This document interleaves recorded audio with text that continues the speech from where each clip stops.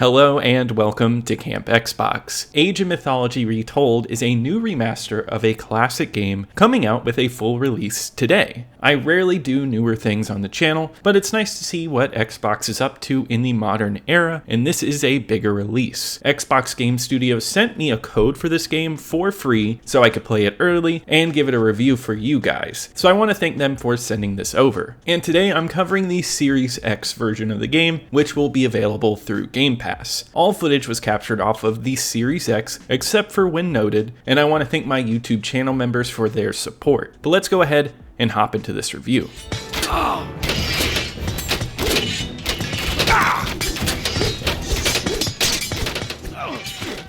First, I want to get it out there that the first time that I've ever played Age of Mythology was this week. However, I love Age of Empires 2 and 3, and I've put many hours into those games. Before I played the new Age of Mythology, I went ahead and checked out the original, and played some to get a clearer image of what makes it remarkable. Luckily, I understood it pretty well, as it plays very similarly to Age of Empires with more of a fantasy edge, and I really enjoyed it. Even with my playtime though, I am certainly not an expert on this game, so my views are from somebody who did not play much of this particular Age of title, so I won't have a lot of insight on how well remade it is, but more of how fun the game is. Age of Mythology is a real-time strategy game about building your empire through multiple ages. You use your villagers to gather resources like wood, gold, or food to fund new buildings and strengthen your military or economy. In the end though, it is all about military might, protecting, and attacking. Yet this is all about mythology, so depending on what god you choose from Greek, Egyptian, and Nordic gods, they all have mythological creatures and powers that can be used to further your rise as the best empire. The gameplay is rock solid, and it is as addicting as any game in the series. The village management is well put together, and it could be slow in another game, but it does an excellent job ensuring there's always something to do. Whether you need to build up enough resources to upgrade how you cultivate a farm, or if you need to make a cyclops to help destroy enemy buildings. It's a good time, and it surprisingly goes by extremely fast. What is nice is there's an excellent amount of variety in the different empires you choose from. All of the empires have multiple gods you can choose from, and when you upgrade through the various eras,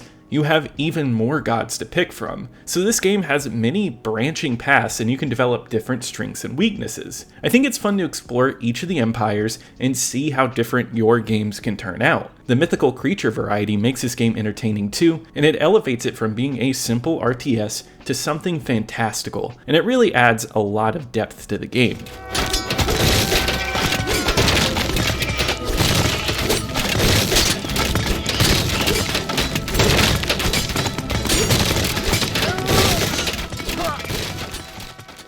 My biggest concern going into this game was how it felt on the controller though, and surprisingly, it feels solid. I do think the mouse and keyboard continue to be the premier way to play this game, but movement with the stick on the controller feels good. The cursor stays in the middle of the screen, and moving it around with the stick is smooth, and the auto-focus feature allows the cursor to lock onto anything, and it's solid. Also, selecting mass groups is simple with the press of a D-pad, or holding down A to select a wide group. It all feels intuitive and works. It's just the menus where it starts to feel a little obtuse. Many buildings and villagers have multiple menus of upgrades and things to build, and you can access these through the presses of your triggers or other buttons to navigate everything you do. This is a bit overwhelming since there is a wealth of options, and it becomes a mess of menus to sort through rather than having it readily available when you need it with the mouse and keyboard. You do get used to it though, and I got the hang of it pretty quickly, but sometimes it did start to become a little confusing sifting through the menus. Otherwise, I think the experience is well done on console and pretty addicting to run through. You can play through skirmishes online with AI or go through the well done campaign. It's fully voice acted with cutscenes, and you have many different things that you can do in it. For example, in some levels it may ask you to build up multiple cities at one time or tear down the city gates of another empire. It's fast and a blast to run through. I was surprised because in Age of Empires, I don't normally love going through the story mode there, but in Age of Mythology, it's done well. It's a great time with multiple campaigns to do, and they're all well paced to keep you wanting to play the next one.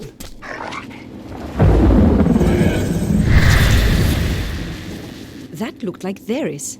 It has been a long time since you sent him to the underworld, Arcantos, fighting old battles again. Yes.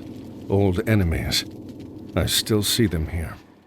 The game looks solid as well, doing something I like in remakes. It cleans up the graphics, giving it a brighter, more colorful look, but not losing the charm of the original. It doesn't look like a modern game, going for a throwback look while keeping it clean. This means that visually it won't wow you, but it has a nostalgic feel that I enjoy, and it runs at 4K, so it does look great. The visual variety is strong regarding the different empires you choose, all of which have different color palettes and different troops to pick from. It all looks solid and runs well on the Series X. The sound is great here too, and I love the little noises the game makes when you find troops, or you finish building buildings. It's always giving you a hint as to what's going on without overtly telling you. So if you're looking at a different side of the map, you know what's going on the other side just by hearing it.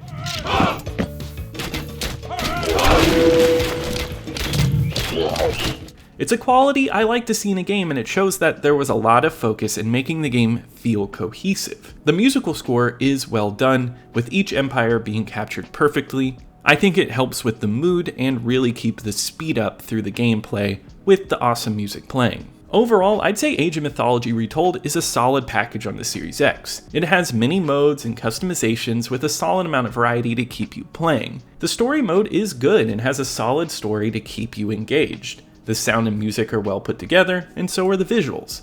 It's a nice retro throwback that matches a nostalgic look with a 4K resolution. I'm not saying it's going to be your new obsession, but you will have a good time if you pick it up for a few hours. Also, the controls on the controller take some time to get used to, but I will say it's probably the best they could have gotten on the console. Once you play a little, it's not hard to get used to, and overall, it's a fun diversion.